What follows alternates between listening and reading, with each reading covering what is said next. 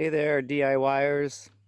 So I finally got the chance to get the old powered kayak out to the lake here, and just wanted to give you a quick view of it sitting in the lake, and I'll try to give you a shot of me driving around in it. So you can see here now we got the engine on the back, and the prop is just about out of the water, but when I sit in the kayak it goes down a couple of inches so it doesn't cavitate. And we've got the steering controls at the top. And like I said in a previous video, if you want to check out my channel, you can see me creating this video or creating this kayak, installing the motor. You have to cross over the lines, and then I'm running the lines just down the side of the kayak and using these little blocks of wood here to control the motor. So you push back on it and it turns the motor at the back so you can steer the kayak. And I've got the controller to power the kayak in forward and reverse just on the side there. And eventually what I'll do is I'll make a little panel. I'm just basically, this is my first test in the water, so I just wanted to make sure that it's all going to work and it functions really well. I have run around the lake a couple times. I've also installed that little aluminum rod holder there so that I can have a rod and go fishing.